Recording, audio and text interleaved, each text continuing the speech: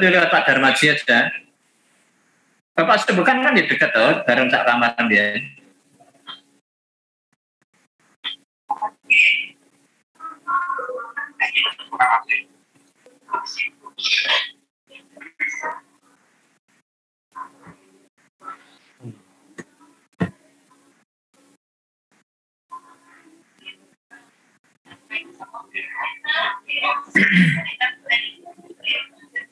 Oke, sorry ya, kita bareng dengan rapat ini persiapan visitasi asing. Minggu lalu sudah saya terangkan tentang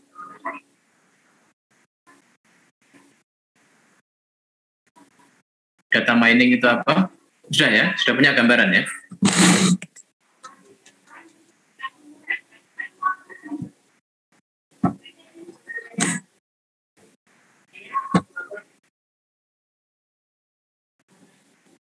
Ini di mana ini saya?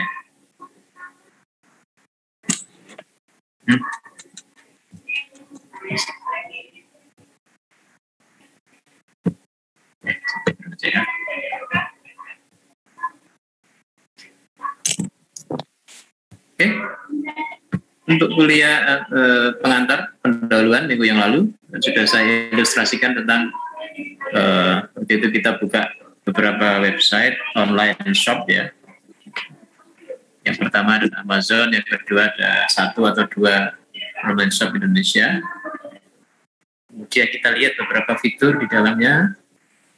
Kita lihat sebenarnya ada beberapa fitur yang memanfaatkan data mining atau machine learning.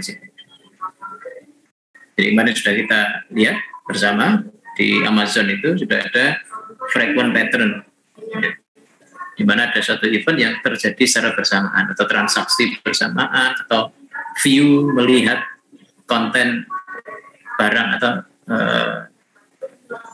melihat deskripsi masing-masing barang di situ yang terjadi secara bersamaan. Kemudian berikutnya lagi ada pemrosesan teks di sana. Kita melihat atau mengklasifikasi sentimen atau review dari user itu apakah positif atau negatif berdasarkan yang pertama yang mudah berdasarkan ratingnya misalkan, kemudian yang kedua berdasarkan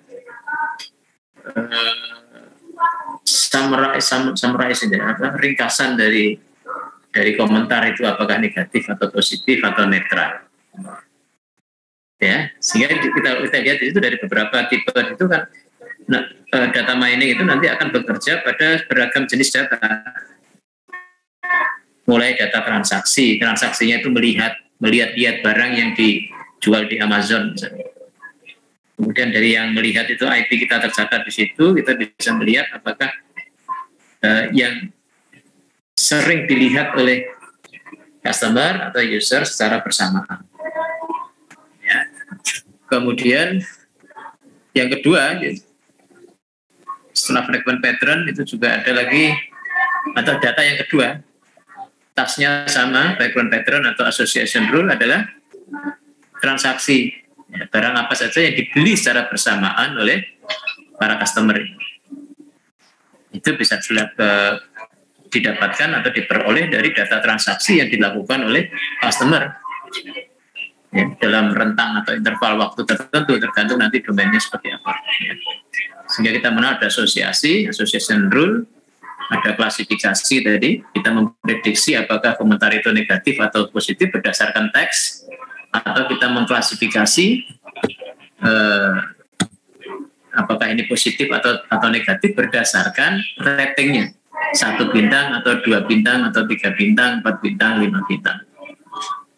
Nah dari situ kita sebenarnya sudah mengenal beberapa jenis data yang nanti akan digunakan dalam proses mining. Ada data transaksi harian gitu ya, data transaksi, kemudian ada data teks, ada data nomor biasa, kategorikal ya, 1, 2, 3, 4, 5 itu kan kategorikal. Jadi yang semula sangat bagus sampai sangat jelek itu nanti dikuantifikasi menjadi 5 kategori. bintang 1, bintang 2, bintang 3, bintang 4, bintang 5. Ini namanya data kategori. Atau pakai interval sedang, rendah, atau rendah, sedang, tinggi, itu juga kategori. Nah, data-datanya seperti itu. Atau nanti berdasarkan nanti emoticon misalnya.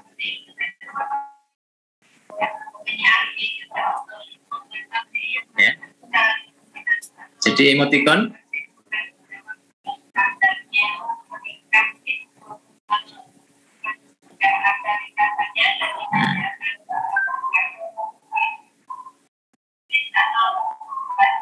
kalau emoticon gimana kira-kira? Apakah bisa diprediksi nggak? Ini emoticon negatif, ini positif dari emoticon yang dipakai, kan bisa juga kan? Saudara, kalau tadi paper nanti emoticon analysis itu pasti ada di sana, akan diklasifikasi. Ini apakah ekspresi senang, apakah ekspresi cemberut, ekspresi biasa-biasa saja, ekspresi tidak suka, ekspresi suka, dan seterusnya berdasarkan emoticon itu. Atau yang lebih tinggi lagi nanti ya berdasarkan ini image kita, wajah kita. Kalau sekarang Arif Yahya ini mungkin agak seneng lah gitu suasananya. Ataya itu kayaknya sedang mikir sesuatu karena rambutnya sampai berdiri sampai seperti itu, dia dibiarkan awut-awutan, itu berarti sedang mikir berat, atau di himpunan itu ada apa, ya, seperti itu. Kalau kita kan bisa dengan mudah kan, bisa mudah memahami ekspresi wajah seseorang. Tapi kalau di machine learning atau data mining, ya, machine learning sebagai tools, data mining itu sebagai ya, ini tools juga, cuman lebih ke arah sebuah tas atau kumpulan pekerjaan gitu ya. Seperti itu. Kalau alam catur itu misalkan seperti ini, netral kayaknya wajahnya, itu senang atau kayak enggak juga, susah juga enggak. Nah, misalkan seperti itu. Hasilnya lagu Nemagiza itu sedang-sedang saja. Itu ekspresi netral. Nah, misalkan seperti itu. Nah, itu objeknya akan macam-macam. Ya, kalau kita review lagi data mining itu apa, sehingga dari situ kita dengan mudah bisa memahami. Ya. Sehingga di sini ada proses ini sebenarnya sudah kita singgung sedikit di akhir. Memang kemarin saya lebih khusus ke case study di situ, manfaat data mining seperti apa sih kira-kira. Ini sudah langsung terlihat pada saat kita membuka itu ya, websitenya siapa itu, Amazon itu kelihatan. Nah, itu salah satu manfaatnya adalah untuk rekomendasi. Rekomendasi halus-halusan. Kalau banyak orang negatif, positif, sebenarnya ya rekomendasi juga gitu kan. Memberikan pemahaman kepada customer, nanti kira-kira ini saya akan beli atau tidak. Oke. Ya. Nah, sehingga kalau kita ringkas gitu, ini sudah saya bagikan atau belum ya ini tadi? Saya lihat tadi kok kelebatan belum ya. Nah, sehingga nanti bentuk beberapa tas gitu ya.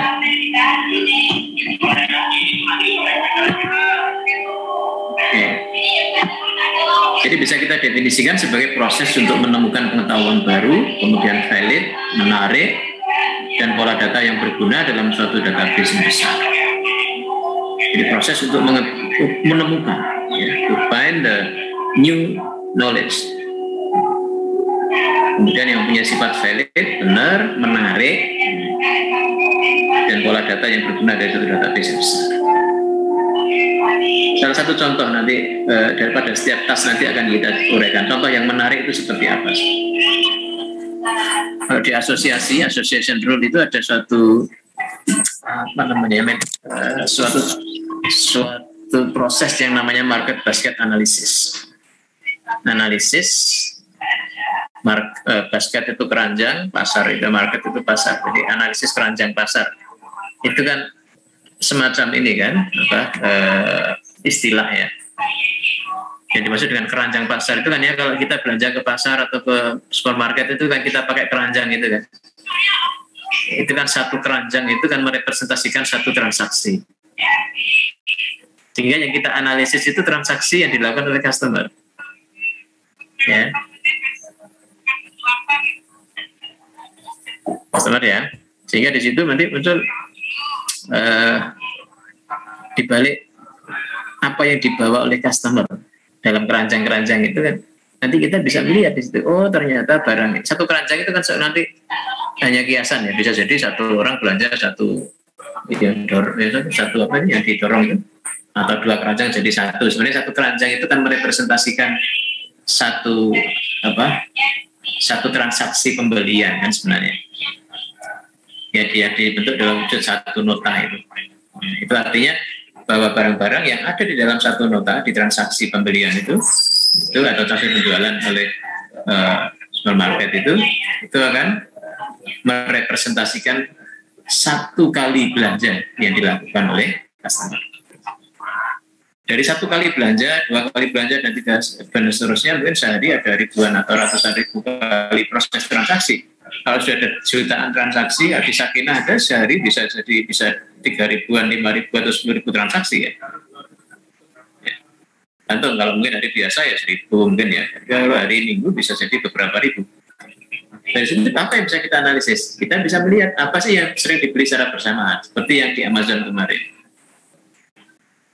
Barang apa saja sih yang volume itu hari biasa ya, volume pembeliannya tinggi berapa dan seterusnya.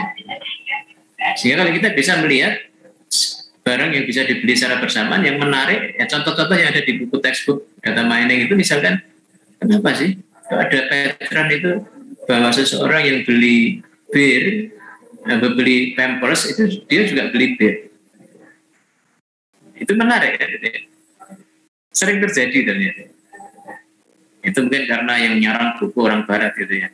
Bir sama Pampers itu apa sih kira-kira? Apakah yang beli bir itu bapak-bapak dititipi Pampers sama ibunya atau seperti apa? Atau kalau kita agak ke atas sedikit, oh jangan-jangan orang yang beli bir itu biasanya kan kalau orang minum kan hilang kesadaran misalnya.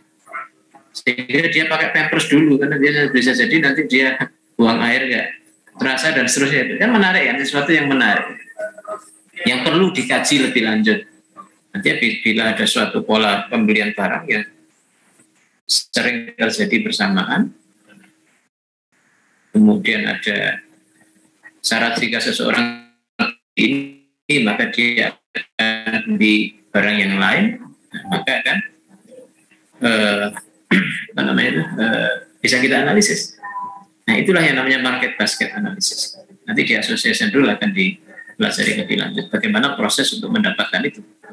Nah kemudian yang kedua mengkombinasikan metode tentu dalam bidang matematik, statistik, database, teori informasi, visualisasi data, dan pembelajaran mesin. Ini sekali machine learning. Jadi hampir semua nanti algoritma-algoritma dalam machine learning itu digunakan data mining. Atau di data mining itu banyak memanfaatkan algoritma-algoritma machine learning. Nah kemudian dari beberapa buku juga ada beberapa ahli yang berpendapat bahwa data mining itu ada salah satu proses dalam suatu proses besar yang namanya knowledge discovery database. Jadi proses penemuan pengetahuan di dalam suatu database. Nah, aplikasinya banyak sekali, ada bisnis, marketing, pola customer, peramalan tren, pola pergerakan saham, klasifikasi calon debitur, dan lain-lain. Dan seterusnya nanti kita tunjukkan beberapa contoh di masing-masing. Nah, proses knowledge discovery sendiri itu ada proses besar di sini. Jadi ada yang bisa data teks, bisa berita, bisa data transaksi, bisa data rekaman perjalanan, atau data Twitter, atau data di Facebook dan seterusnya, semuanya ada di sini. Kemudian ada proses data cleaning, dibersihkan, ada pembersihan data di sana. Yang keliru dibenarkan, yang kosong diisi atau dibuang, tergantung kita maunya apa ya. Atau diisi dengan sesuatu nilai tertentu, itu ada data cleaning. Jadi intinya data cleaning itu ada pembersihan data itu adalah kita mempersiapkan, menyiapkan data yang sebagus mungkin untuk di mining. Kemudian berikutnya ada data warehouse, itu kalau di knowledge discovery itu proses itu ada, tapi data mining bisa jadi nanti data warehouse itu tidak perlu. Tapi kadang-kadang ini juga disatukan. Jadi data warehouse itu intinya penggudangan data. Warehouse itu kan gudang ya, data. Bagaimana kita menyusun data? Menyusun data sehingga nanti mengorganisasikan data. Menyusun data dalam bentuk tertentu, misalkan kubikel data. Nanti ada contoh di sana. Sehingga mudah dianalisis. Kemudian ada task relevan data. Jadi data yang relevan dengan task yang akan dilakukan. Apakah asosiasi, atau klasifikasi, atau clustering, atau yang lain, atau sequence. Nah, sehingga dari situ kita sudah siap. Di sini sudah berwujud data yang siap untuk di mining.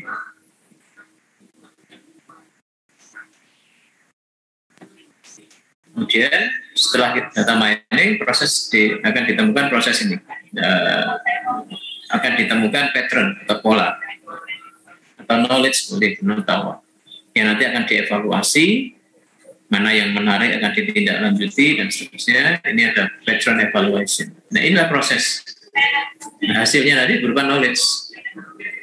Di sistem informasi itu lebih banyak kayak informasi. Ya. Biasa dalam bentuk summarize atau proses-proses sederhana, kemudian ada lagi visualisasi dalam bentuk grafik dan seterusnya. Ya, itu biasa informasi yang dihasilkan dari sistem informasi. Jadi yang sifatnya adalah meringkas atau menampilkan data-data transaksi yang terjadi. Tapi kalau knowledge itu sudah di balik itu ada apa sih? Nah, itu ya. Nanti laporan transaksi ringkesan pembelian setiap hari atau setiap minggu itu dari informasi. Tapi dari pembelian, misalkan kita punya pembelian tiap hari atau tiap minggu atau tiap bulan, maka data mining proses berikutnya adalah untuk mengetahui ini kecenderungan seseorang beli bersamaan itu apa. Kemudian bisa memperkirakan kira-kira bulan depan itu penjualan kita berapa berdasarkan pattern yang sudah ditemukan dari transaksi-transaksi sebelumnya. Oke, seperti itu ya, dan seterusnya. Nah, itulah sedikit perbedaan antara sistem informasi dan knowledge discovery atau data mining. Nah, karena eratnya hubungan itu, maka di beberapa software untuk sistem informasi, terutama database management system, itu sudah disediakan tools-tools dasar di data mining. Misalkan Oracle itu sudah ada modul-modul data mining sederhana di sana untuk melihat asosiasi, melihat klasifikasi, dan itu sudah ada.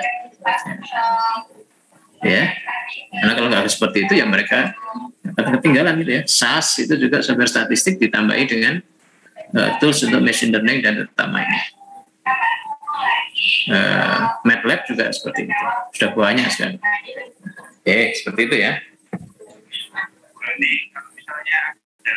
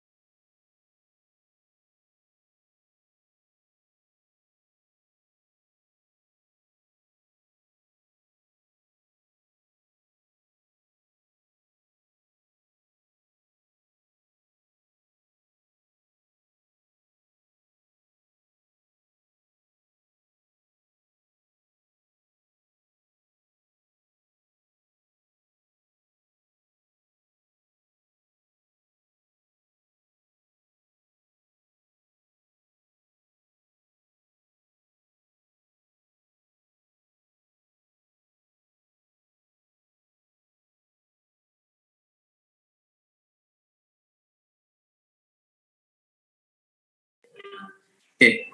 Kalau kita melihat sekilas tentang apa yang sudah kita jelaskan, kita bahas mulai dari minggu lalu, maka data mining itu secara garis besar dibedakan menjadi dua. Yang sifatnya prediktif dan yang kedua sifatnya deskriptif. Kalau kita ingat pendefinisian ini salah satu buku ya, buku data mining, mengklasifikasikan tas-tas ini menjadi dua kelompok gitu ya. Mirip dengan statistik, ada yang sifatnya prediktif, ada yang sifatnya deskriptif. Misalkan prediktif itu berarti kan kita memprediksi kan gitu. Istilahnya memprediksi, memperkirakan. Yang di situ ada klasifikasi, ada regresi, ada time series. Time series dan regresi itu data-data yang sifatnya kuantitatif. Dengan real biasanya, integer dan seterusnya. Kemudian ada prediksi, prediction. Jadi ada yang mengelompokkan prediction itu dibagi dua, ada yang sifatnya klasifikasi, ya, ada yang sifatnya time series forecast ya. The time series jadi kita lakukan forecasting. Ya. Oke, dan dari situ muncul pokoknya semua hal yang terkait dengan kita memperkirakan sesuatu yang akan terjadi baik di masa depan maupun di masa lampau itu kita masuk ke prediktif. Kenapa saya bilang di masa lampau? Karena kadang-kadang kita memerlukan interpolasi data sebelumnya. Misalkan sensus penduduk itu kan dilakukan setiap 10 tahun kan, yang resmi itu ya.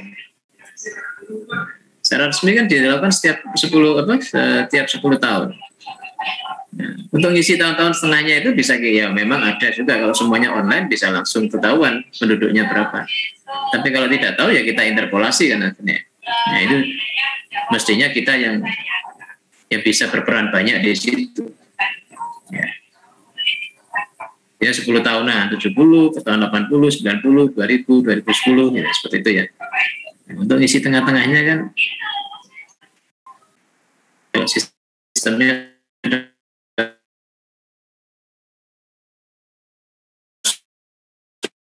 semua berbasis IT, kita memperkirakan apa yang kira-kira apa yang terjadi di masa depan. Seperti itu ya. Kemudian yang kedua yang sifatnya deskriptif, dideskripsikan untuk menceritakan saja, untuk menunjukkan sesuatu yang terjadi, fenomena yang terjadi. Fenomena itu nanti kan berwujud data. Nah, data itu cuma diapakan sih? Dikelompokkan.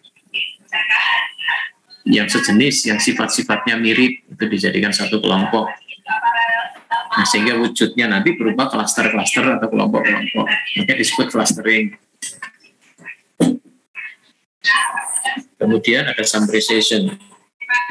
Ada meringkes gitu ya. Kemudian ada juga association rule. Kemudian ada sequence discovery, penemuan sequence. Nah, sequence discovery itu bisa jadi untuk ke depan juga bisa. Jadi semua yang ada di deskriptif ini bisa kita manfaatkan juga untuk melakukan hal yang sifatnya prediktif. Misalkan clustering. Apakah bisa digunakan untuk prediksi? Bisa. Kan yang satu kelompok itu kan sejenis kan. Yang setipe biasanya, yang nilai atributnya tidak terlalu jauh. Sehingga biasanya yang mempunyai sifat seperti itu pasti kelasnya sama, jenisnya sama. Nah, itu kan bisa kita gunakan untuk klasifikasi. Oke, jadi semua tas ini bisa saling memanfaatkan gitu ya. Asosiasi nanti juga bisa untuk prediksi. Nah, nanti kita bahas lebih lanjut pada saat kita membahas khusus tentang association rule. Kemudian berikutnya ini klasifikasi proses pembelajaran suatu fungsi atau model yang memetakan suatu item data ke dalam suatu kelas dari sejumlah kelas yang telah didefinisikan. Ya, kita melakukan learning dulu untuk membentuk model. Learningnya dari mana? Dari data juga. Dan kita temukan sebuah model klasifikasi bisa dalam bentuk rule, bisa dalam bentuk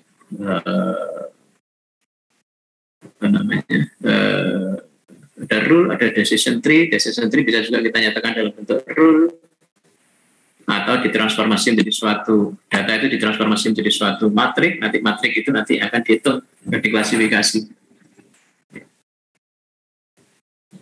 Kalau nilainya sekian, misalnya nilai eigennya sekian, oh berarti ini masuk ke jenis A dan sebaliknya. Ya, berikutnya adalah clustering, yang mengelompokkan. Dikelompokkan data-data yang punya sifat yang mirip dijadikan satu kelompok.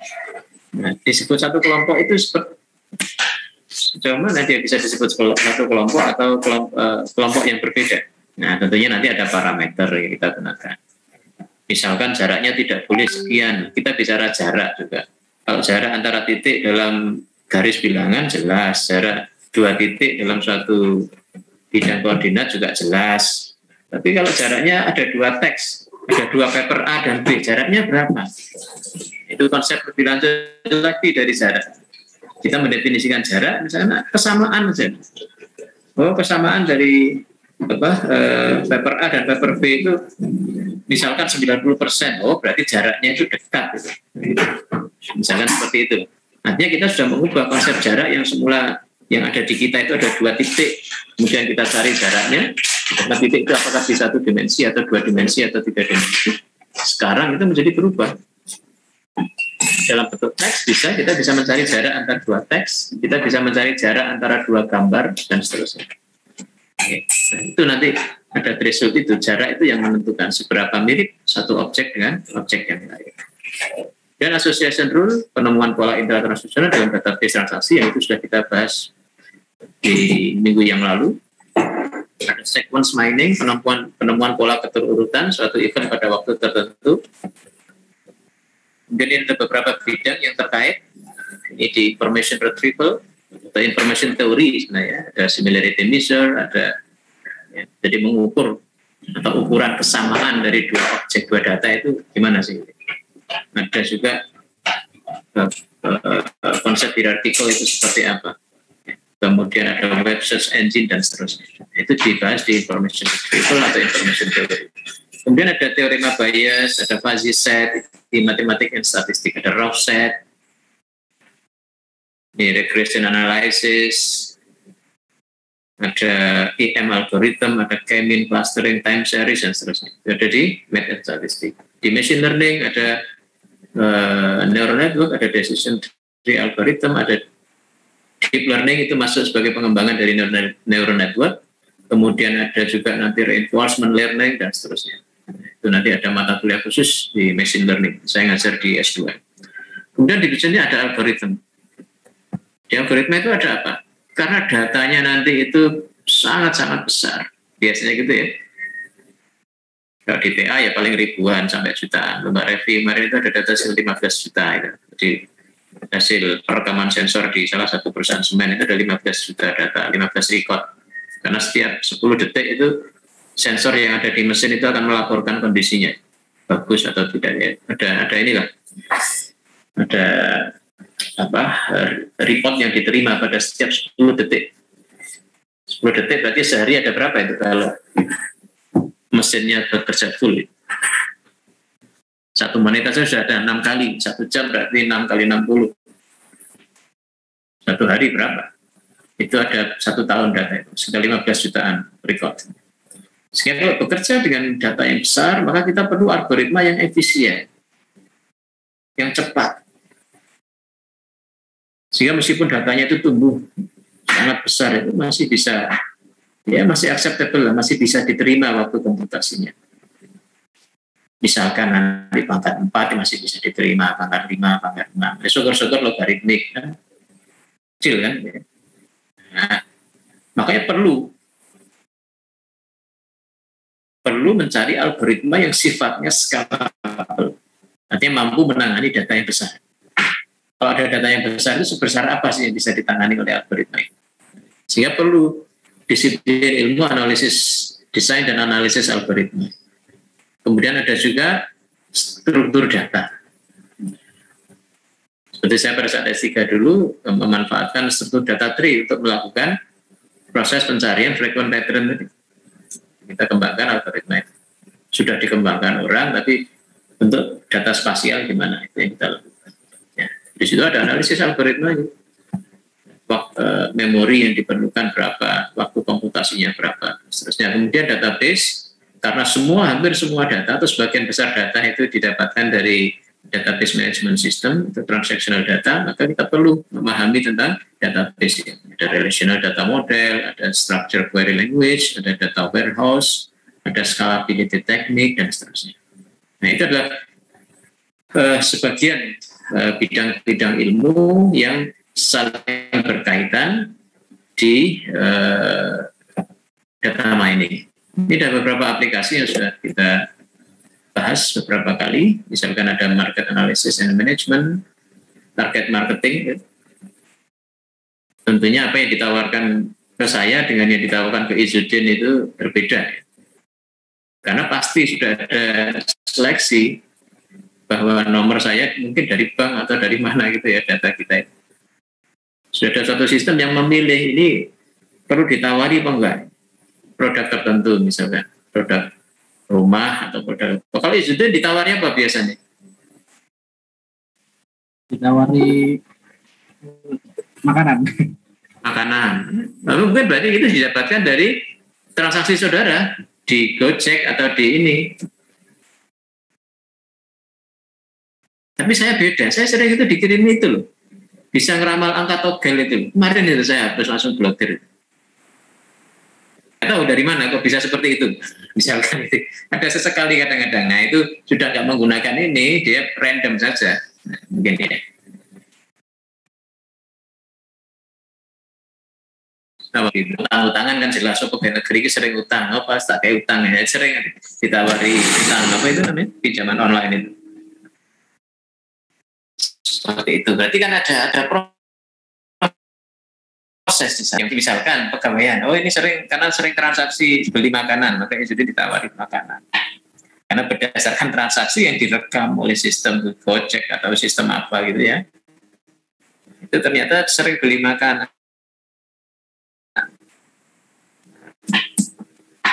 Mungkin pernah beberapa kali beli buku, ditawari buku yang bagus. Nah itu namanya ada campur recommendation system, ada target marketing. Tawari produk-produk asuransi misalkan, itu juga sering, atau produk-produk perbankan, kartu kredit dan seterusnya. Dan ada customer relationship management dan seterusnya, ada forecasting, ada customer retention. Jadi kira-kira nanti ada nggak customer yang pindah dari satu misalkan atau Telkomsel ini provider yang lain, Indosat atau yang lain, itu ada. Nanti kakak kelasmu pernah dapat data di Telkom gitu ya, itu apa? Ini customer churn, memperkirakan apakah customer itu nanti akan pindah ini enggak, pindah provider atau tidak, seperti itu. Bisa diperkirakan berdasarkan apa? Yang paling sederhana di data set yang ada itu misalkan berdasarkan pola panggilan.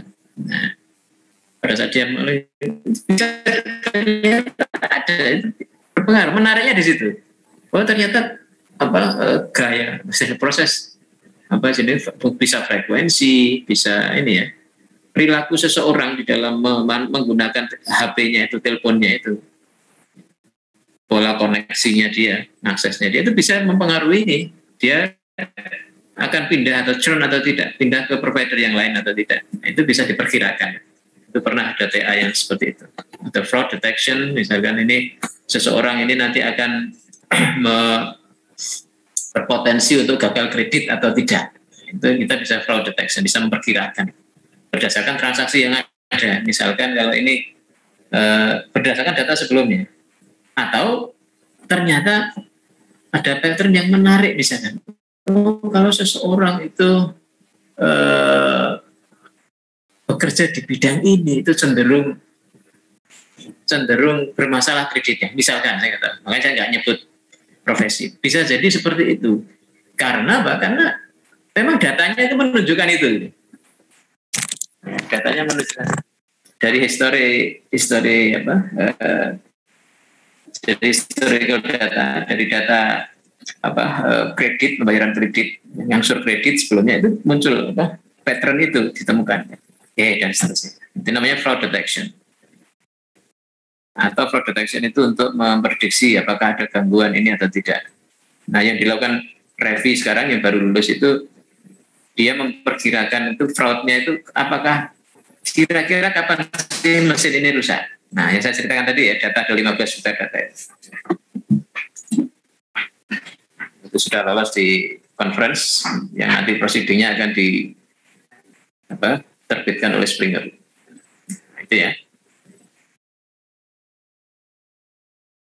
Kita bisa memperkirakan. Nah, itu nanti di dunia industri itu disebut dengan predictive maintenance. Jadi maintenance kapan sih kira-kira mesin itu dirawat, diperbaiki berdasarkan prediksi. Oh, kira-kira ini masalahnya apa? Berdasarkan apa? Data dari mana itu? Sequence dari data sensor itu fraud detection. Oke, dan seterusnya. Ya, ini bisa saudara baca sendiri nanti yang apa yang sudah berkali-kali saya ceritakan. Nah, terkait dengan data nanti objeknya yang berbeda. Seperti yang saya juga text mining. Teksnya itu apa? Dari grup media sosial itu ya. Bisa dianalisis nanti. Dari email, dari dokumen, bisa paper, dari halaman website dan seterusnya. Itu bisa dianalisis nanti. Bisa dikelompokkan. Oh, kira-kira portal berita yang sejenis itu apa sih? Nah, bisa. Kemudian apakah artikel itu masuk ke jenis artikel yang mana? Itu bisa juga diprediksi berdasarkan kontennya. Sehingga kita bicara nanti objeknya adalah teks atau dokumen, bukan lagi data transaksi. Ada paper, misalkan banyak paper, langsung secara otomatis akan ditentukan. Ini kira-kira masuk ke golongan yang mana sih? Apakah original research atau review paper atau letter to editor atau yang lain? Itu yang pertama. Atau dikelompokkan menjadi ini jenis matematika misalkan yang murni, analisis aljabar misalkan, atau applied mathematics misalkan, atau computation misalkan, seperti itulah ya. Nah, itu objeknya kan teks itu ya.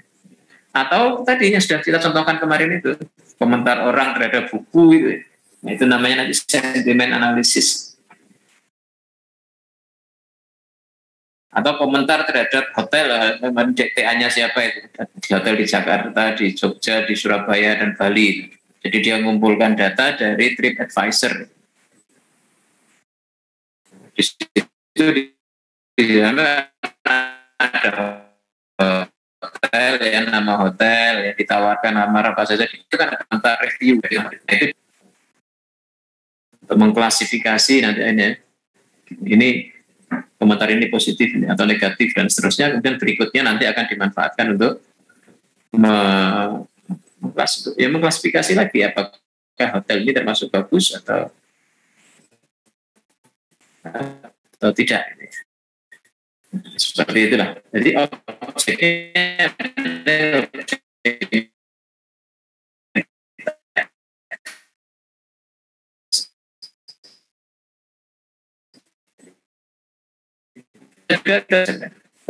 kicauan kita semua, yang kata yang sering muncul itu gitu ya. Kita nanti dianalisis lebih lanjut menggunakan deep learning misalnya dan seterusnya. Ada web mining, ada stream data mining, ada data stream data yang terus mengalir gitu ya. Misalkan data sensor, ya kan pada saat mesin itu digunakan datanya terus mengalir kan ya. Atau data cuaca itu juga stream data dan seterusnya. Ada spasial, datanya dalam bentuk peta atau image atau gambar. Itu akan kita mining. Apa yang di mining?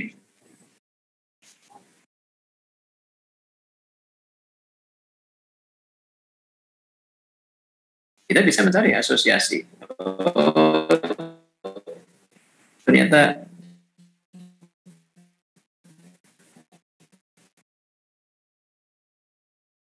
apa namanya? Dekat dengan apa? Kalau kita baca di paper, dekat dengan danau misalnya, dia cenderung tingkat penyakitnya yang dengan demam berdarah itu tinggi. Itu pernah ada beberapa paper tentang itu. Itu spasial. Atau kita akan mencari collocation pattern nanti. Nantinya suatu pola yang menjelaskan tentang adanya kesamaan ya. Kesamaan event yang terjadi pada suatu lokasi. Itu namanya collocation pattern. Misalkan, oh ternyata itu sering kali terjadi kecelakaan di sekitar itu. Misalnya itu collocation. Atau kalau kita baca di buku spatial data mining itu misalkan ini, yang berkumpulnya jenis-jenis binatang di situ. Nah, ada. Itu juga collocation pattern. Oke, ada bioinformatik dan biodata analisis itu yang sering diteliti oleh Prof. Isa dan kawan-kawan. Kalau image itu Pak Di Budwi itu sebenarnya. Oke, itu ringkasan dari apa yang sudah saya jelaskan kemarin dan kita tambahkan hari ini. Kemudian dari materi kita, sebenarnya saya akan berlanjut ke pre-processing data. Tapi kalau langsung ke situ kurang pas sebenarnya. Nah, itu saya akan review sedikit. Ini saya dapatkan dari slide dari Pak Pang Ling Tan, itu buku kita yang kedua. Buku referensi kita yang kedua, itu ada satu bab khusus yang namanya data. Itu saya bahas secara sekilas saja, dan itu nanti saudara bisa baca sendiri. Itu review dari mata kuliah database bisa, struktur data bisa, semuanya ada di sini. What is data? Apa itu data?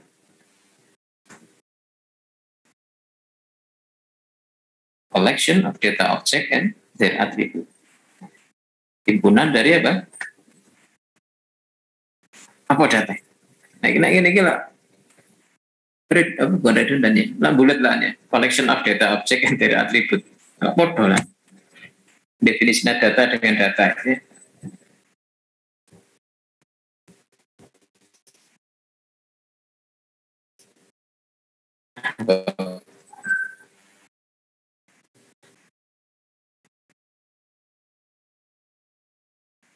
Sisi praktiknya itu adalah satu koleksi dari atribut yang menggambarkan suatu objek atau suatu kejadian, gitu ya, atau suatu event, ya, atau suatu objek. Nah, objek itu bisa berupa titik, bisa berupa record, bisa berupa case, bisa berupa entitas, bisa berupa instance dari suatu objek atau kelas, gitu ya.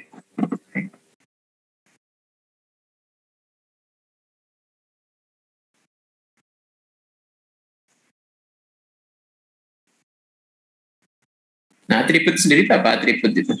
Atribut adalah suatu sifat atau karakteristik atau properti dari suatu objek.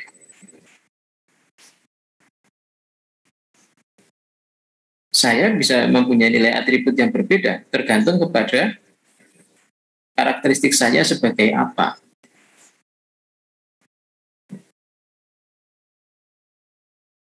Kalau saya sebagai penduduk di Kelurahan Keputih, Surabaya, Jawa Timur, Sukolilo, Surabaya, Jawa Timur, artinya data saya, data penduduk saya itu paling tidak diwakili oleh yang ada di KTP itu. Nama, alamat, kode penduduk, apa lagi? Alamat tadi sudah ya. Yang ada di KTP itu lah. Tanggal lahir, Pak. Tanggal lahir, itu saya sebagai penduduk. Tapi kalau saya sebagai dosen beda lagi. Saudara sebagai penduduk, ya sama dengan saya tadi KTP. Data yang ada di KTP itu. Tapi kalau saudara sebagai mahasiswa, ya data di KTM itu, data utamanya dia. Tentunya nanti ada data tambahan lagi yang sangat banyak ya, pada saat kita isi pertama kali. Itu merepresentasikan karakteristik kita sebagai objek. Kita sebagai objek apa? Ya datanya nanti akan mewakili tergantung pada kita sebagai apa. Gitu. Itu namanya karakteristiknya. Nah, kita sebagai pembeli di apa itu tercatat di apa itu di aplikasi online itu, aplikasi Gojek dan kawan-kawan, mungkin kita hanya nama dan nomor HP kita dan apa lagi itu? Ya mungkin tiga atribut saja gitu ya. Oke, dan seterusnya.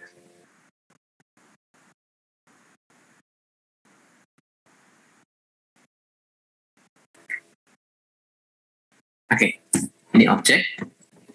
Ada objek pertama ID-nya ya. Nanti ada namanya siapa, dua siapa, kemudian apakah dia relevan atau tidak, marital statusnya iya atau tidak, menikah atau tidak, taxable income itu berapa, cheat atau tidak,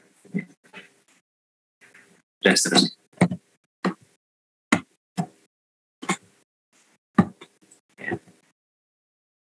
Oke, nilai atribut nanti bisa bermacam-macam. Bisa teks, bisa numerik, bisa alfanumerik, dan seterusnya. Tentu kebutuhannya apa. Tinggi badan, ya kan, numerik nanti. Tipe data lah gitu ya. Nah nanti setiap atribut itu mempunyai nilai tertentu yang mungkin. Kalau kita definisikan harus bertipe tertentu, bertipe date misalkan, bertipe numerik, integer, dan seterusnya. Atau berupa tipe yang kita definisikan. Nah, dan seterusnya. Oke, kemudian different attribute can be mapped to the same set of value. Sama-sama nilainya bertipe integer ya boleh. Misalkan ID dan usia itu integer, boleh.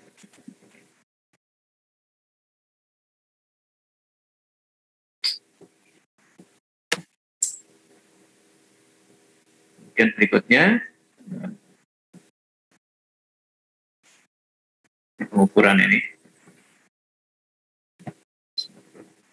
Oke, tipe-tipe atribut ada nominal, ordinal, interval, rasio, dan seterusnya.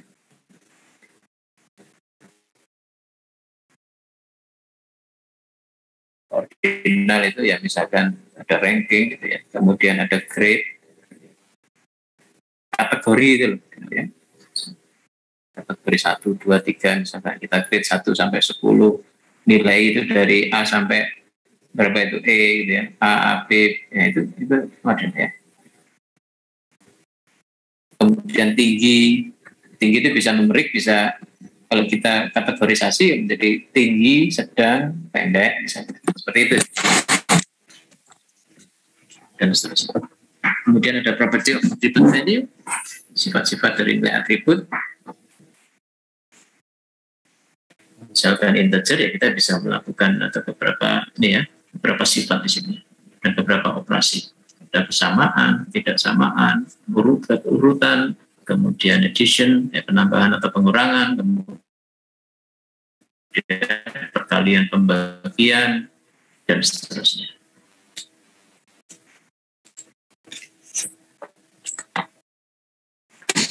Nah, ini ada beberapa tipe atribut, penjelasannya, contohnya, operasi-operasi yang bisa dilakukan. Oke, kalau sudah ngambil mata kuliah basis data, tentunya akan bicara banyak tentang itu. Kemudian ada atribut-atribut yang sifatnya discrete and continue. Discrete itu biasanya dia mempunyai berhingga, ya. Kemudian terhitung, countably bisa dihitung. Ya, discrete ya. Kalau continue ya seperti bilangan real continue.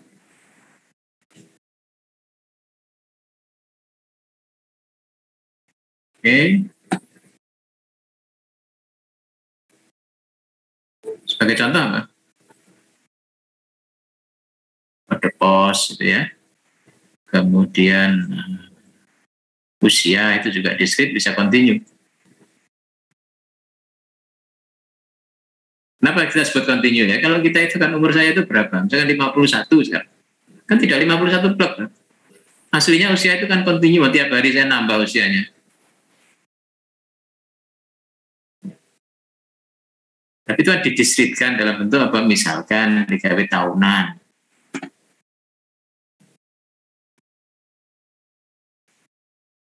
Kalau 0 sampai 1 tahun pertama itu berarti usianya 1 tahun. Setelah ulang tahun kedua sampai ulang tahun ketiga itu 2 tahun usianya. Itu kan sebenarnya kan kita melakukan diskretisasi dari sesuatu yang sifatnya kontinu.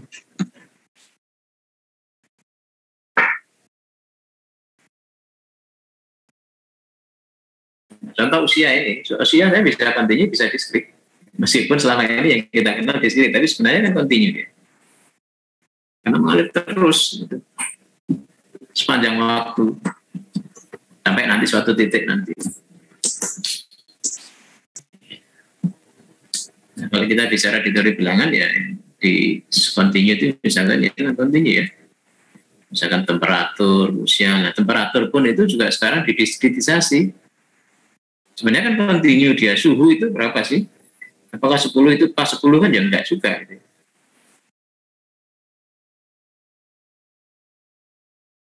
Itu sebenarnya kan continue. Seperti tinggi, usia juga sebenarnya kan continue, tapi didiskretisasi. Didiskretisasi berarti ada yang disederhanakan menjadi bentuk diskret. Disederhanakan itu bisa jadi nanti dalam bentuk pembulatan. Jadi ya seperti tahun tadi, usia tadi ya.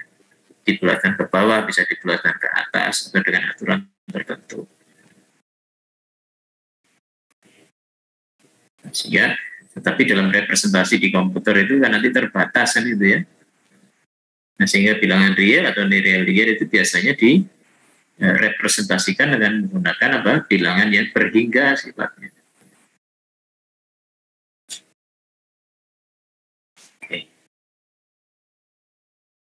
Dan continuous attribute are typically represented as floating point variable. Direpresentasikan dalam bentuk variabel yang floating point. Oke, ada tipe data, ada record, ada graph, ada order data, data terus, ada spatial data. Ada record misalkan ya data, ya record transaksi tadi yang sering kita ceritakan, transaction data, ada dokumen data, ada data matrix, itu masuk ke recordnya. Oleh Pang tadi dimasukkan di situ. Ada graph. Kalau satu laman website itu kita anggap sebagai satu titik, maka dengan satu misalkan ITS ya, satu halaman yang kita buka itu satu titik gitu, maka satu ITS itu bisa kita nyatakan dalam bentuk graph.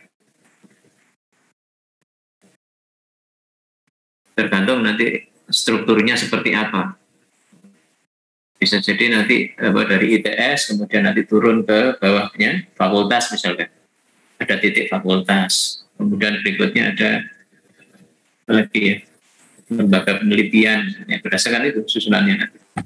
Kalau kita buka website pertama ada kotak-kotak itu kan sebenarnya kan ada ITS induknya, kemudian anaknya itu fakultas, ada penelitian, ada yang lain lagi seperti itu. Kemudian dari fakultas nanti ke departemen, dari departemen nanti ada masing-masing isinya website-nya itu apa, sehingga bisa kita nyatakan dalam bentuk graf sebenarnya.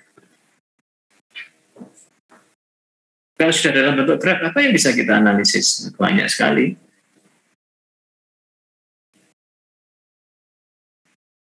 Untuk mengukur misalkan ini kredibilitas informasi yang dihasilkan oleh satu laman website, itu ternyata bisa dihitung. Google itu kalau ada fasilitas untuk hitung apakah ini kredibel nggak sih informasi.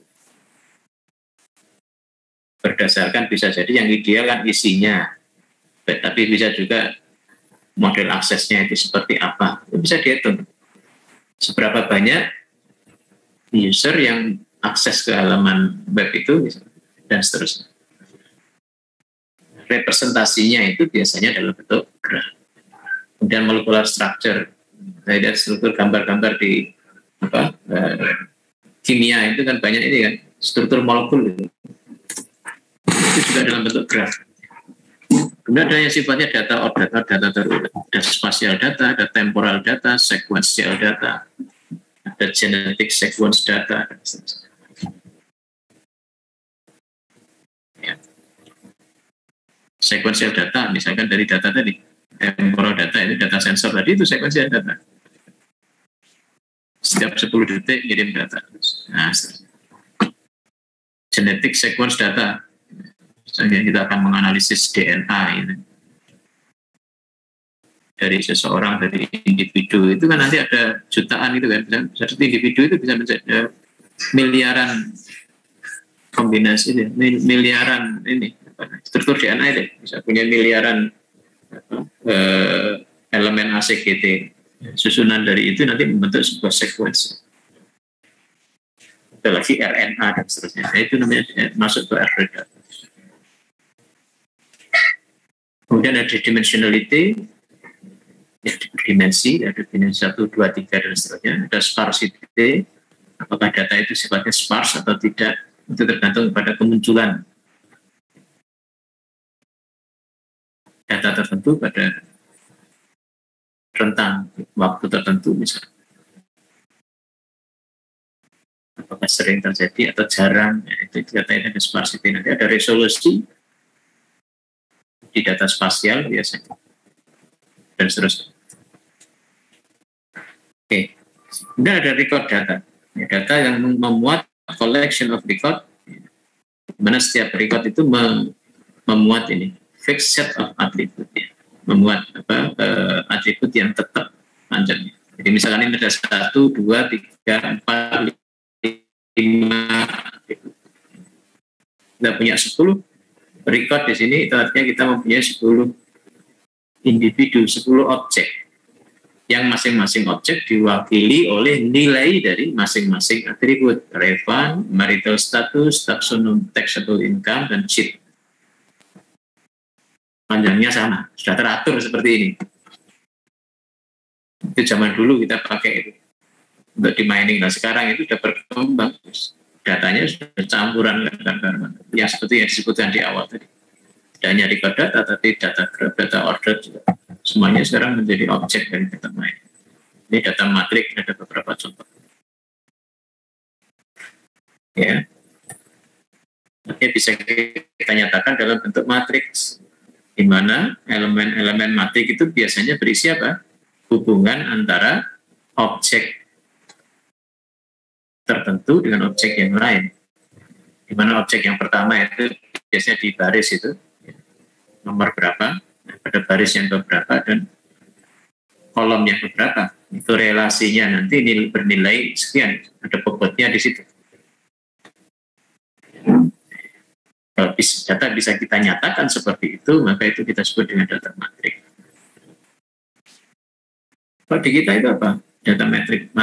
Nanti teks, seperti yang kemarin itu, misalkan ada komentar beberapa baris itu dari customer, kemudian ditransformasi nanti menjadi bentuk vektor, satu komentar, satu vektor, satu komentar, satu vektor. Sehingga kalau ada 1000 komentar menjadi 1000 vektor.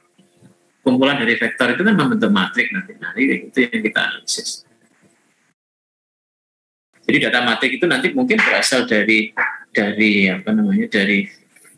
event yang langsung bisa kita identifikasi nilainya antara baris dan kolom itu, relasinya bisa kita hitung nilainya.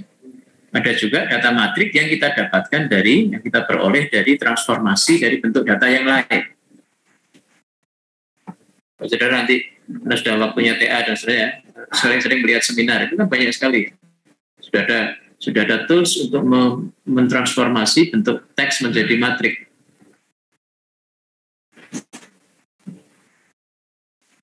Matrik itu nanti akan dianalisis lebih lanjut. Ini ada data dokumen.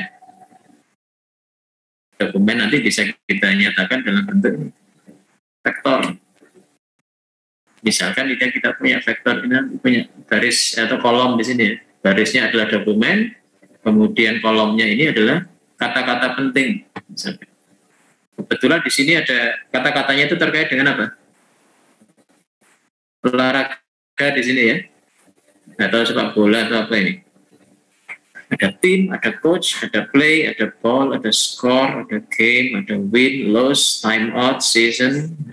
Ada time out itu biasanya volley mungkin ya, atau bulu tangkis. Oke. Sehingga nanti bisa dokumen 1 itu ada kata tim sebanyak 3. Ini kita counting biasa. Kalau kita kan langsung bisa baca, bisa langsung baca ini. Oh ini ada kata kon sebanyak 3. Nah, kalau kita serahkan komputer gimana caranya? Kan harus ngecek satu-satu kan. Apakah ada kata tim di situ? Prosesnya kan mengecek ke satu karakter kedua dan seterusnya. Tim dengan T kan beda dong. T itu ya teh itu kalau tim ya tim di sini. Gimana membedakan antara T dan timnya? Nanti prosesnya per karakter itu.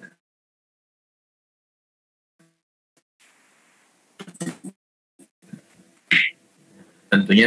Nah sekarang ini lebih cepat prosesnya.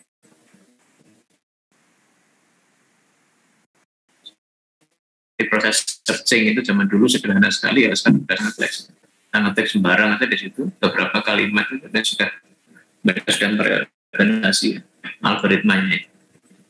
Artinya apa? Ini tetap kita butuh text processing yang nanti disebut dengan natural language processing. Dicek satu-satu, namanya tokenizing. Kita ambil tokennya, kita ambil dari dokumen itu disimpan di. Nah, kalau kita bisa mendapatkan ini kan satu vektor sebenarnya kan, 3050260202. Ini sebenarnya kan encode ya. Dari dokumen itu bisa kita kodekan ini. Yang mana masing-masing ini merepresentasikan banyaknya kata tin di dalam dokumen itu. Kata pertama, kata kedua, kata ketiga, dan seterusnya. Sehingga membentuk ini satu dokumen diwakili oleh satu vektor itu. Misalkan itu. Kalau kita punya dokumen, sebenarnya kita punya matrik yang berukuran banyaknya dokumen kali berapa banyaknya kata yang jadi kata-kata penting. Seperti itu ya, itu namanya dokumen data. Nanti di text processing nanti di akhir-akhir ini setelah TS nanti akan kita pelajari. Dan ada transaction data transaksi. Jadi setiap record transaksi itu membuat set of item, himpunan item. Apakah data transaksi itu isinya ini? Misalkan transaksi pertama itu item yang dibeli oleh customer itu ada roti, ada coke, ada milk misalnya. Apakah di transaksinya itu seperti ini? Kan nggak seperti ini kan? Ini sebenarnya kan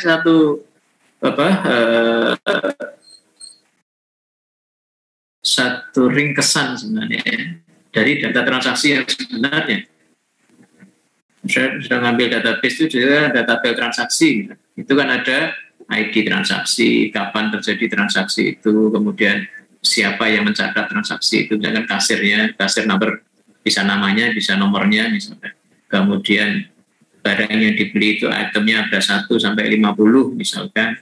Masing-masing itu harganya berapa, yang dibeli berapa, subtotalnya berapa, kan di situ ya.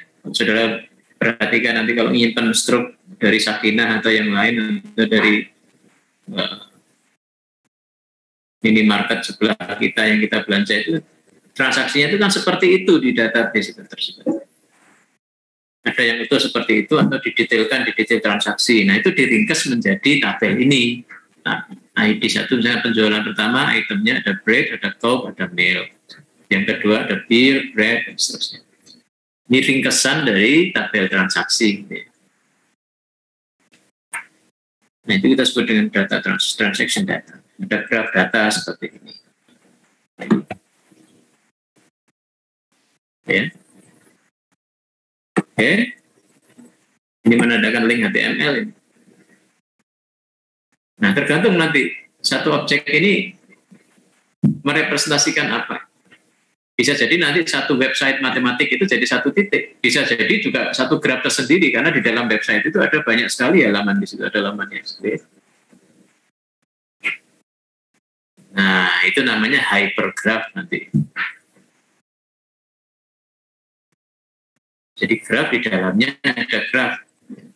Satu titik di dalamnya sudah merepresentasikan graf. Nah, tergantung nanti kalau kita buat sederhana, kalau kita buat kompleks, tergantung nanti kebutuhannya apa. Oke, contoh data graf seperti ini. Ya, kemudian ada chemical data di dalam bentuk graf juga. Ini misalkan struktur molekul benzen molekul misalnya C6H6 seperti ini. Nggak tahu ini C-nya yang mana itu, yang dalam atau yang luar ini. Mungkin C-nya ini ya, C6 kemudian H6. Oke, dan seterusnya. Ini ada order data, ada sequence data.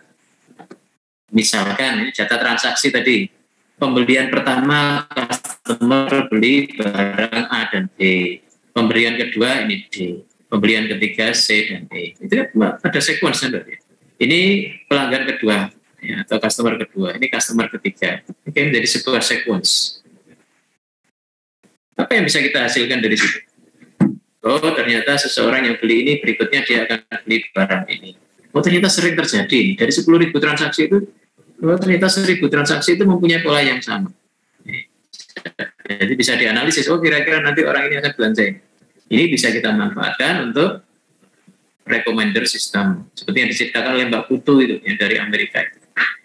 Kemarin 2 kali pertemuan itu cerita tentang itu aja. Recommender system itu ternyata ya sulit sekali. Gitu. Tiap malam tinggal pulang, dia ngerunning data, pagi besok ada recommender system digunakan untuk hari itu. Malam lagi ada lagi nanti. Bisa tiap hari seperti itu atau digunakan secara periodik, misalkan setiap minggu di running lagi atau setiap bulan. Tapi ceritanya di sana itu tiap hari bisa digunakan, bisa dimanfaatkan, bisa tidak. Ya. Itu urusan berbeda. Tapi tugas dari recommender system atau system engineer di sana itu tiap malam pokoknya tiap pagi harus ada recommender system yang baru, model recommender yang dihasilkan berdasarkan running data semalam itu. Ceritanya seperti itu. Datanya kan seperti ini transaksi, urutan transaksi. Nah, antara A, B dengan D itu seberapa lama? Itu permasalahan teknis lagi nanti. Kebutuhannya seperti apa sih? Apakah ditentukan ini? Oh, kalau jaraknya selisih sebulan sudah nggak diperhitungkan lagi. Yang diperlukan itu harian. Boleh. Nanti intervalnya ini masuk ke dalam sekuens ini jika jangkanya itu kurang dari seminggu misalnya atau sehari atau kebutuhan. Dan seterusnya. Kalau ini nilai, misalkan kita punya beberapa sensor gitu, nah ini pada waktu pertama ini ada AB misalkan yang aktif, yang berikutnya D, yang berikutnya C juga boleh. Atau nilainya. Misalkan setiap ini kita punya tabel ada 5 misalkan ya. 5 item di situ, berarti ada 5 sensor. Oh, pada waktu pertama nilainya sensor pertama berapa, sensor kedua berapa, di sini nilai dalam bentuk integer, boleh lah integer atau ini ya, atau numerik. Berikutnya step waktu yang kedua atau timestamp yang kedua. Ada 5 record, 5 data lagi. Berikutnya lagi 5 lagi dan seterusnya. Itu berarti sequence yang merepresentasikan kondisi sensor pada setiap waktu. Untuk setiap sensor ya. Tergantung nanti kebutuhannya apa. Nah, sehingga ini data sequence juga. Nah, data sequence itu biasanya berupa data yang terurut atau order data. Seterusnya.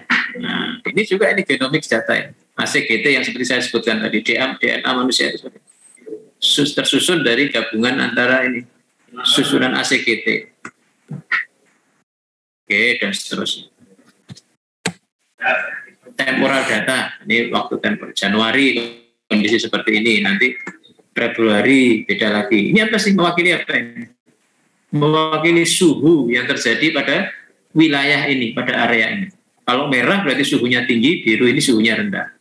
Ini tentunya sudah data yang sudah disederhanakan, digeneralisasi secara umum.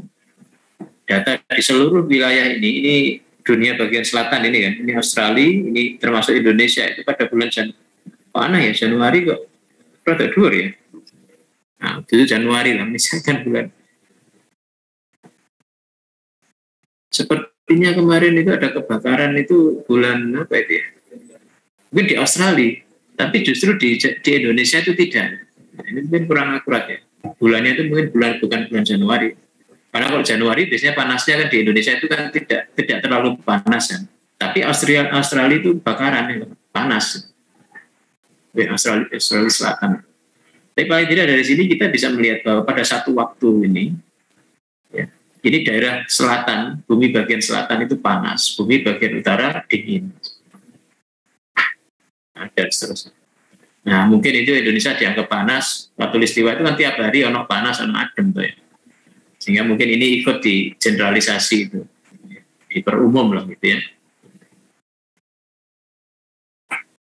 Kalau di Eropa ini musim dingin. Nah, Februari nanti seperti apa? Nah, itu namanya data temporal. Nah, di sini kebetulan ada peta, maka disebut spasio-temporal.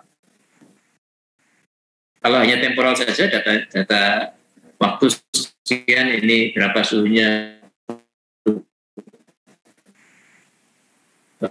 besok berapa suhunya, lusa berapa. Itu juga merepresentasikan kondisi pada wilayah tertentu. Itu kita sebut dengan spasial. Sudah ada spasial di situ, sehingga disebut spasio-temporal data. Ya. Jadi ini spasionya itu adalah ini petanya, ini wilayahnya ini, kemudian temporalnya itu Januari. Maka ini kita sebut dengan spasio-temporal. Bisa kita analisis, ya banyak sekali tentang perubahan suhu. Kalau orang-orang Barat yang menyimpan data seperti perubahan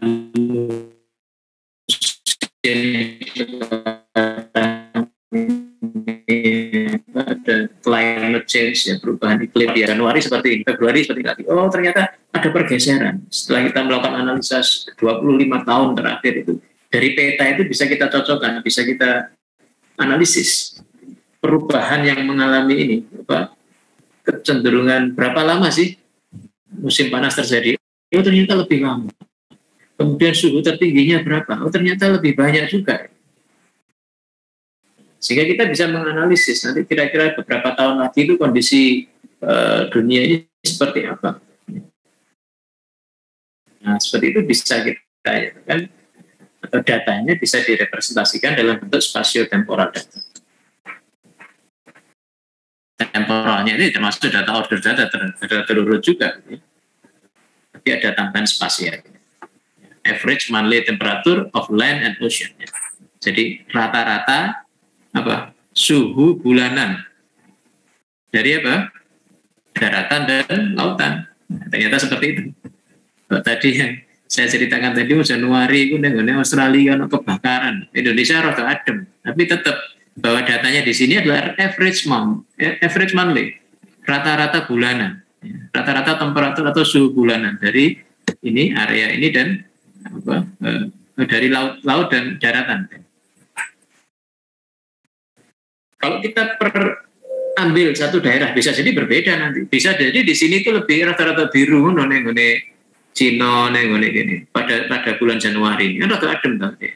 Bisa jadi kalau kita mengambil sebagian kecil dari itu. Tapi kalau rata-rata sudah ini ya berarti kita generasi kita per umum pada wilayah yang lebih besar. Nah, tergantung nanti analisanya yang dibutuhkan detail, kedetilannya itu sejauh mana. Tentunya nanti petanya juga berubah. Yang mungkin di blok ini merah, itu sudah mungkin ada beberapa perkecualian itu di beberapa daerah tertentu. Tergantung kedetilannya seperti apa. Seperti itu ya. Jadi kalau kita punya 100 tahun data terakhir sehingga muncul kemarin itu. Suhu itu dimulai dicatat pada tahun 1900 atau 1800 berapa ya? 100 tahun lebih. Kalau mereka menyimpannya kemudian divisualisasikan dalam bentuk peta seperti ini, maka kita bisa mendapatkan perubahan kondisi bumi setiap bulan selama 100 tahun itu seperti apa dengan teknik visualisasi data. Nah, seperti itu. Ya di mining apa kita? Ya kecenderungan tadi. Patternnya dalam bentuk apa? Ya kira-kira nanti nilainya sekian. Kondisi 50 tahun lagi sekian. Seperti itu. Dan seterusnya. Nah, sekarang kita bicara quality data. Data yang berkualitas itu apa sih? Nah, ini ada beberapa hal yang menyebabkan atau yang menyebabkan adanya permasalahan dalam kualitas data. Ada noise, ada outliers, sesuatu yang aneh. Saya berikan contoh sedikit. Ada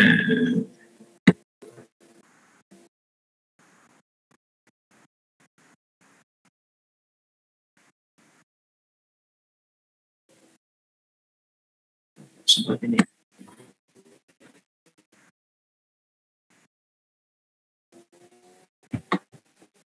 Nah, ini saya tunjukkan sedikit mumpung ini.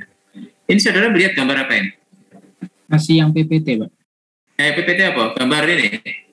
Clustering ini dideskripsikan ini? Bukan? Bukan, masih yang data quality. Satu ada contoh bagus ini. Nah, uniknya punya aplikasi ini sedang mengembangkan dengan orang teman-teman transportasi laut yang kerjasama dengan Jepang. Jadi kita membuat sistem prediksi untuk menentukan pada saat kapal besar jalan itu, kapal untuk ngangkut ini, kapal kontainer dan gas itu, kontainer gas, kontainer minyak gitu ya. Nah, itu globalnya seperti ini arsitekturnya. Kemudian nah ini contoh data. Ini data kita punya beberapa ratus ribu data. Kemudian kita melakukan perluasan, augmenting itu menjadi sekitar 3 juta data. Nah itu ada pula seperti ini. Nah, ini yang aneh yang kita sebut dengan outliers. Nah ini yang aneh-aneh, data yang mencil-mencil ini. Data yang di luar kebiasaan itu kita sebut outlier. Nah gimana cara mendapatkan data itu? Menentukan apakah ini outlier atau tidak. Orang ini aneh atau tidak. Izzuddin ini mahasiswa yang aneh atau tidak. Berdasarkan apa? Din, misalnya yang aneh itu gimana kira-kira? Ini ya patokannya Pak. Misalkan ya, yang jadi kriteria misalnya. Ya. Nah, macam-macam ya. Bisa lama studi kayak anakku suwe kuliah ini misalkan. Atau nilainya berdasarkan sebenarnya ya berdasarkan data yang dimiliki record mahasiswa itu tentu dianggap aneh itu jika kalau ini data kecepatan, data kecepatan gelombang, ada data kecepatan angin, tinggi gelombang, kemudian kecepatan angin, kemudian data banyak sekali, ada sekitar 8 atau 10 atribut. Masing-masing atribut, ya, masing-masing data satu ini, masing-masing record satu titik. Nah itu kita dapatkan ini yang aneh. Dari sini kita ya nanti kita hapus karena ini nanti berpotensi untuk memberikan sebuah model yang kurang baik, yang kurang presisi, sehingga data-data yang seperti ini biasanya kita buang. Nah, bagaimana cara mendapatkan data ini? Ya, kita melakukan clustering seperti yang saya ceritakan tadi. Ini kelompok, oh ini bagus kelompok. Satu kelompok sejenis, nilainya mirip-mirip, acceptable, bisa diterima atau di bawah threshold. Dan muncul ini ya. Hasilnya ini data yang lain itu bagus. Ini data yang ini kita hilangkan. Nah itu namanya data yang kurang berkualitas. Kita menggunakan banyak sekali algoritma.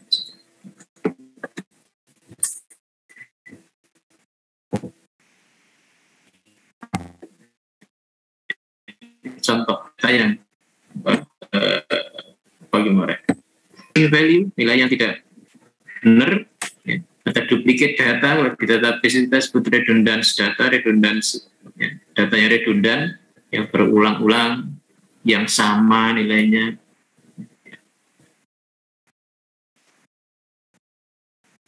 Nah, saudara bisa banyak di sana di mana itu di mata kuliah basis data. Ada noise, ada outliers, ada missing value, ada duplicate data, nanti ada data preprocessing, ada aggregation, ada sampling, dimensionality reduction, ada feature subset selection, ada feature creation, ada discretization and binarization, dan seterusnya. Ini kita bahas, kita lanjutkan ke depan ya. Agregasi, ini ada sampling. Di ilmu statistik kita sudah dapat teori sampling kan. Kalau kita bisa memproses 100 data dengan baik, errornya cuma 1%, ngapain kita harus memproses 1 juta data atau 100.000 data? Misalnya. Kalau kita bisa nyampling, bisa ngambil 100 data yang mewakili 100.000 data. Nah itu ya. Itu berarti kan kita sebenarnya mereduksi dimensi. Mereduksi dimensi dalam arti populasinya yang kita turunkan, yang kita reduksi. Atau yang kedua, kita juga bisa mereduksi atributnya. Nanti saya akan tunjukkan minggu depan data, misalkan approval kredit itu untuk mengevaluasi apakah seseorang layak diberikan kredit atau tidak. Di situ itu ada, dulu pernah ada tesis yang menyelesaikan itu. 16 atribut atau 23 atribut, saya lupa. Kalau 23 atribut kan ya cukup rumit lah. Satu orang diwakili oleh 23 atribut. Ternyata dengan metode di statistik namanya principal component analysis atau metode untuk bisa mengurangi. Jadi nggak perlu 23, itu cukup 15 saja cukup. Yang 8 itu nggak berpengaruh sebenarnya.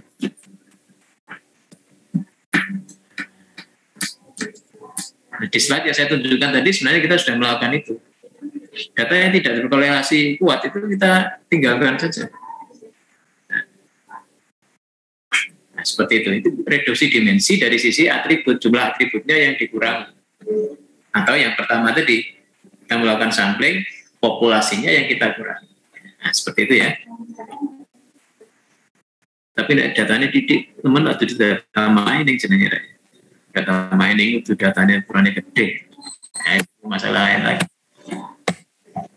Sampling ada simple random sampling, ada sample without replacement, sampling with replacement. Ini data, contoh data 8.000 poin itu seperti itu. Kalau kita dari 2.000 poin, sepertinya bisa didetek kan sebenarnya.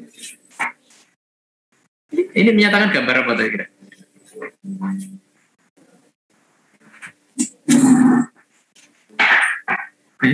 Common sense saudara itu mengatakan gambar apa?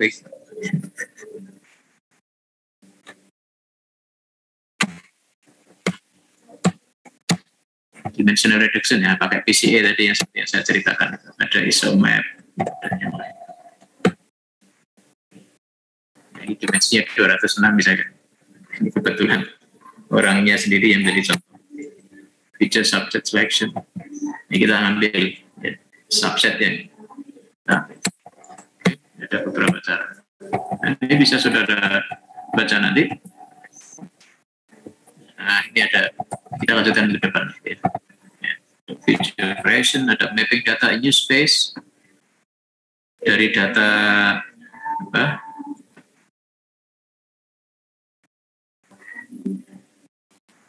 frekuensi ke ini ya, ada dari perpindahan domain, transformasi dari satu domain data ke domain data yang lain.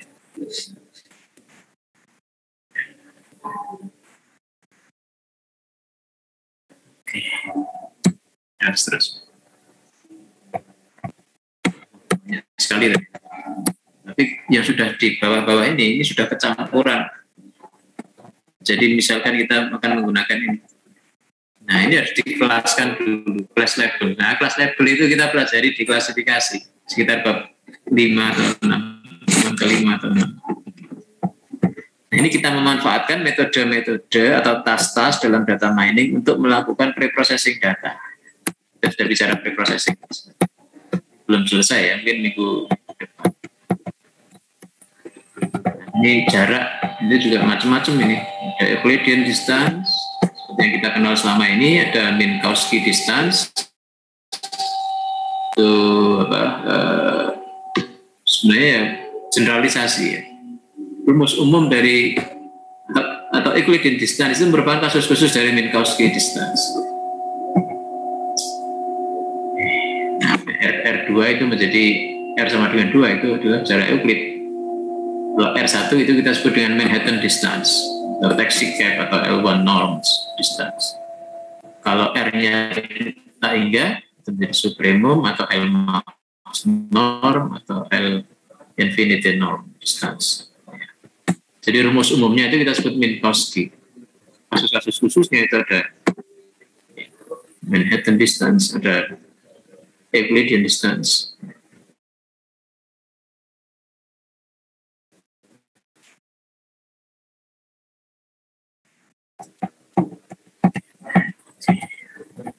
Ini saya upload aja utuh di Classroom dan dari Siawehan dan beberapa dari sini. Oke, saya kira sudah ada kuliah ya. Saya kira saya cukupkan hari ini kita lanjutkan minggu depan. harusnya tugas ya. Nanti saya carikan tugas untuk minggu depan. Ada pertanyaan?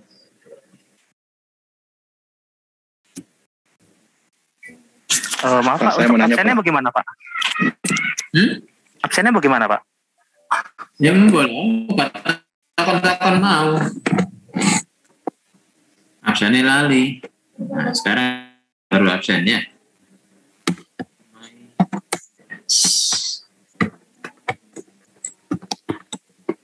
Pak, saya boleh nanya nggak Pak? Tapi terkait clustering atau classification yang awal tadi itu. Jadi kan berarti yang saya tangkap itu kalau misalnya kita mengcluster data tersebut sudah berupa integer atau float ya. Nah, kalau misalnya kita tipenya masih string, apa bisa?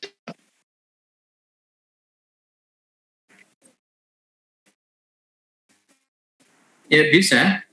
Dalam bentuk apa nanti? Ya konteksnya itu apa isinya? Oh, jadi di ini dulu ya Pak ya, di analogi itu menjadi beberapa kata misalkan ya. Iya. Kan jadi kumpulan kata kan. Itu namanya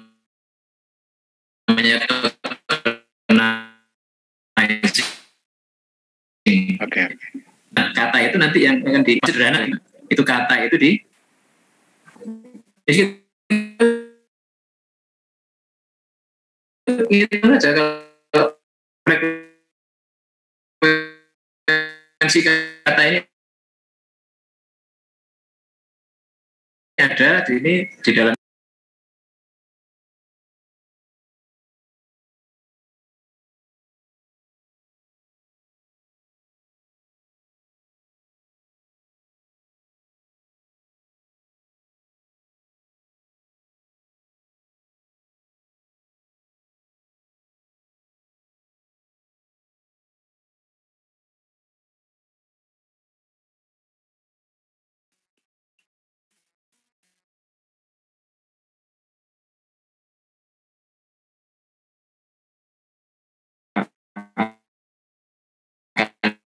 dia lebih tinggi. Jadi token kata itu bisa direpresentasikan dalam bentuk kumpulan dari beberapa atribut. Jadi bisa bertipe numerik, bisa bertipe integer tadi ya, bisa bertipe string, bisa bertipe yang lain. Nah, bagaimana kita menentukan suatu record, suatu objek itu mirip dengan yang lain. Sehingga yang paling intinya di sini, yang paling penting, kalau yang kita itu bilangan dengan bilangan kan mudah ya. Bagaimana dengan kata itu? Misalkan Indonesia dengan Indochina. Indochina itu kan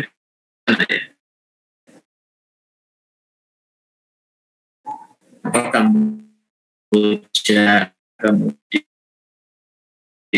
Vietnam, China.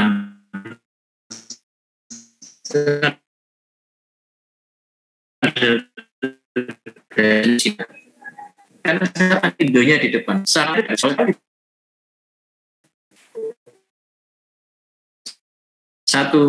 Masih satu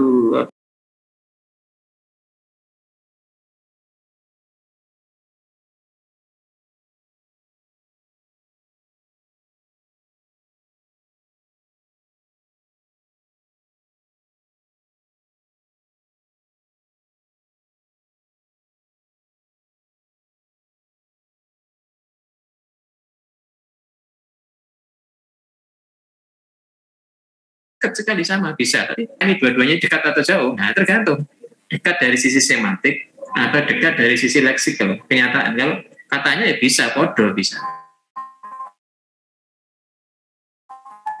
Nah, itu yang terus berkembang risetnya. Bagaimana sih kita mengukur jarak atau kesamaan antar dua objek itu? Permasalahannya di sini. Kalau teks berarti kita ngitung apakah satu teks berjarak mirip dengan teks yang lain atau tidak. Ada rumusnya. Kalau IP kan mudah. Oh, nah IP ini 3,12 dengan 3,19 ya dekat lah gitu ya. Gitu kan? Itu bilangan real biasa. Pakai jarak Manhattan tadi. Langsung aja X2 min X1. Atau jarak. Nah, dan seterusnya.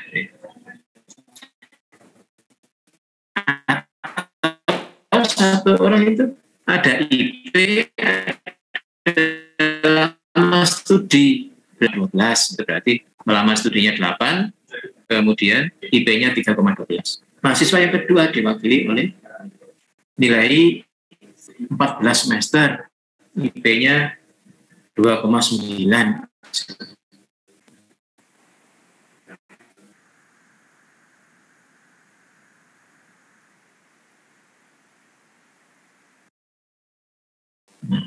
Apakah ini dekat? Nah, itu sebuah bilangan, misalnya sebuah titik berapa 8,3,12 dan 14,2,9.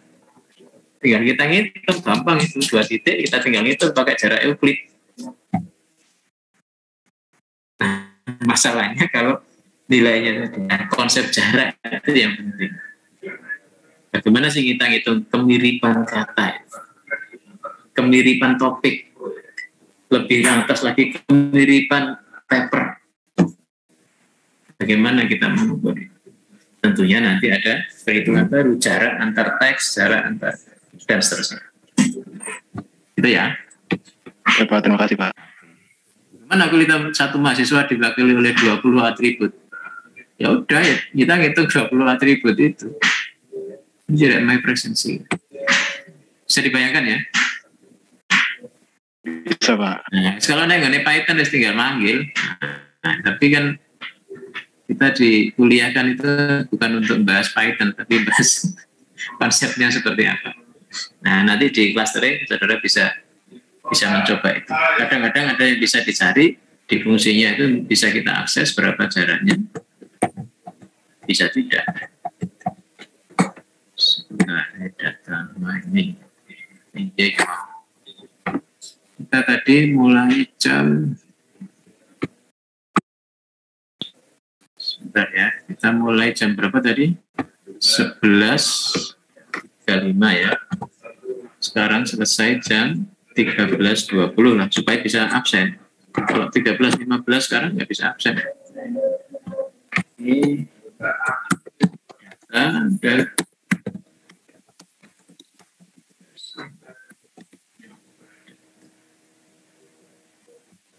online. Kalau saya di lab itu namanya online apa enggak? Oke. Kita ditambahkan. Oke, kelas dimulai. Pada presensi.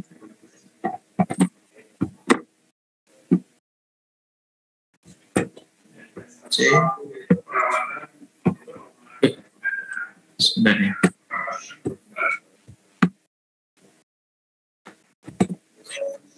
Oke, itu kode presensinya ya. Masih ada waktu 3 menit untuk absen. 22 orang.